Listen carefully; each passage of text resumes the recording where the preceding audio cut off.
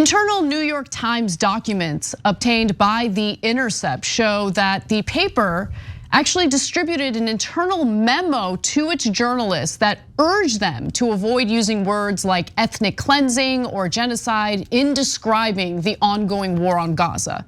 And believe it or not, the memo gets even worse. So the Times instructed journalists covering Israel's war on the Gaza Strip to restrict the use of the terms genocide and ethnic cleansing and to avoid using the phrase occupied territory when describing Palestinian land. But it's occupied territory. By every definition and by every standard, the United Nations and every other organization calls it occupied territories. But the New York Times has decided that if they call it occupied territories, it might mean that the occupation is wrong. And they would never want their readers to think something that is true.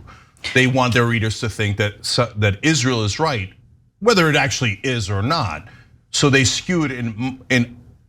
Look, as Anna gives you the details here, reported by internal New York Times staffers, okay? Keep in mind, is this what an objective news organization would do? Because they claim, oh, we're the most objective. I mean, unless you're Palestinian, in which case you're dirt, and you should stay occupied. And we're not even gonna use language that is accurate, because you don't deserve it. You're not really a human being like those beloved Israelis. It gets worse. So the memo also instructs reporters, I think this is the worst part, not to use the word Palestine except in very rare cases and to steer clear of the term refugee camps to describe areas of Gaza historically settled by internally displaced Palestinians who fled from other parts of Palestine during previous Israeli-Arab wars. No, I mean, this is just literally concealing the reality from their readers and skewing their reporting so there's like overwhelming bias that favors one side and misinforms the public about the other side entirely. Objective. Okay. But hold on, I want to say one other thing about this. There's more details I'll get into in just a second, but I want to make a point that's a broader point about what media does to our society. What I've come to really accept, and it's actually softened me up to people that I vehemently disagree with or have been a little more cruel toward in the past, is the media misinforms us in a lot of ways. And it keeps us in a bubble that totally hides or shields us from one half of the argument, one side of the argument. And so when you come across people who might be just overwhelmingly supportive of everything the Israeli government does, if it's just a normal person, a normal civilian, right? Try to take it easy on them and try to have an actual good faith exchange with them because they might not know about the full extent of this conflict or the historical context of this conflict, especially if they're relying on the paper of record, the New York Times, which is obviously skewing their reporting to overwhelmingly favor one side. Pausing here to deliver some honest truth as we do in our news coverage as well. TYT is facing challenges, guys, as the entire industry is. You know who could make the difference? You. If you hit the join button below, it's gonna make all the difference and keep us in business. We appreciate you, thank you. Look, that's why I've been warning you guys about mainstream media now for a very long time. And that's because they skew things and they take their position, which is often on most issues a pro-corporate, pro-status quo position, and they privilege it and call it objective. Think about what an amazing trick that is. So now my corporate position is the objective position, and if anyone disagrees with the status quo, you're radicals and wrong by definition, because I define my position as the objective one. And here in the case of Israel, they're saying, when Palestinians attack, as we'll get to the details in a second, we're to call them terrorists and all these terrible ways they use slaughter and massacre. When Israel attacks and kills more civilians, both as a ratio of civilians to combatants and of course overall raw numbers, much more than the terrorists, do not ever call them terrorists. Okay, look, you could say, maybe the word terrorist is debatable in the context of a state actor. Okay, I'm willing to have that discussion.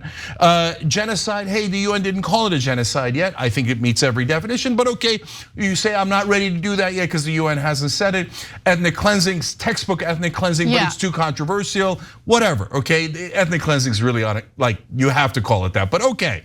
But even all of those, but when you refuse to call a refugee camp filled with refugees, a refugee camp, you're just basically saying I'm cheating and I'm taking the pro-Israel position, right or wrong, and then I'm calling it objective. And hence anyone who doesn't agree with Israel is now a radical and is detached from reality and is subjective and opinionated and biased. Whereas our Israel bias that is overwhelming is objective and the truth. Look, I understand why the New York Times might not want to use the word genocide, right? But what was really fascinating to me was the direction that the reporters were given, like what word they should use instead of genocide. You know what word that is? Massacres.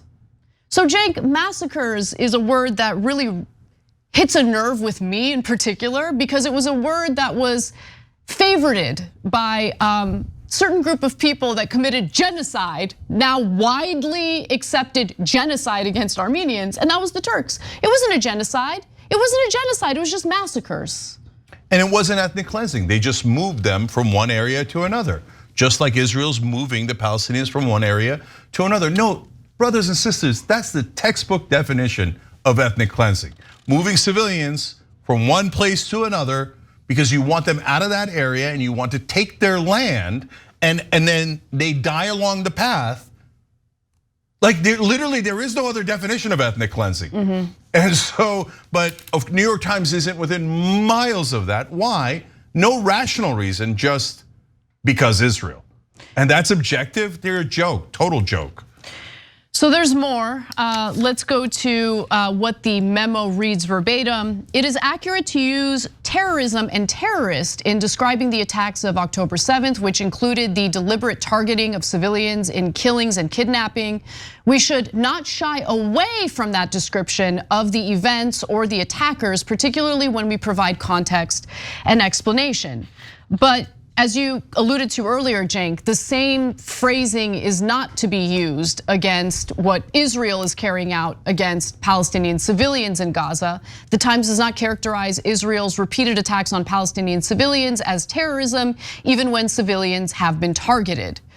And by the way, they have also referred to some of what Israel has done as massacres. An Intercept analysis found that as of November 24th, the New York Times had described Israeli deaths as a massacre on 53 occasions, and those of Palestinians just once. The ratio for the use of slaughter was 22-1, even as the documented number of Palestinians killed climbed to around 15,000 people. One anonymous source at the Times also told The Intercept this: I think it's the kind of thing that looks professional and logical if you have no knowledge of the historical context of the Palestinian-Israeli conflict. But if you do know, it will be clear how apologetic it is to Israel. So that's someone who works within the New York Times newsroom who spoke to The Intercept for this story. Yeah, so look, now Israel has killed 30 times the number of innocent civilians that Hamas has. And by the way, their kill ratio of combatant to civilians is worse than Hamas because everybody leaves this out. Hamas actually killed over 300 IDF soldiers on October 7th. Now, that's not to say like that's a positive thing. No, I don't want anyone dying, including the IDF soldiers, okay? So, and I think October 7th was terrible. It was wrong morally, strategically, in every way that you could imagine. So I'm super clear about it, right? And so, but when you don't mention, hey, that was a 2.5:1 ratio, it's still way more civilians. The 2.5 is the civilians. Terrible, we all agree it's terrible. Now you turn around to Israel and their ratio is way worse than 2.5-1. But the New York Times says, no, that is not terrorism because Israel's doing it. So by definition, it must be morally correct, I guess. I mean, you tell me, New York Times, what's your excuse? They have a worse ratio. If you're saying Hamas are obviously dirty terrorists, because look at all the civilians they killed along with the Israeli soldiers. So now when Israel kills way more civilians as a ratio, along with the Hamas fighters they're theoretically killing, although they've never really proven it, you say they are not terrorists. There's no excuse for that, none, other than we love Israel, and loving Israel and letting them do anything they want is the objective position. Last thing, so I don't want people to mistake us as biased, because we're not. And I know every New York Times editor is like, oh, they don't even agree with Israel. Of course they're the most biased people on earth, right? You guys are such, anyway. No, New York Times from time to time, and we've shown it to you over the last 6 months here, has done some good and even some great reporting on Israel. And when they do, we give them credit for it. And I wish they would do that more regularly, right? And remember, the people leaking this are New York Times reporters who are trying to do the right thing. Exactly. So don't hate on all the New York Times reporters or even the editors, although that's a target-rich environment. But the very top, the management of the New York Times is not anywhere near objective. This fish stinks from the head down, and so they're basically literally ordering their editors and their reporters, you are under no circumstances to be objective here. You will say that if Hamas does it, they are terrorists, and if Israel does it worse, they're innocent. Do not call them terrorists. Do not say they've occupied anyone. Do not say there's refugee camps.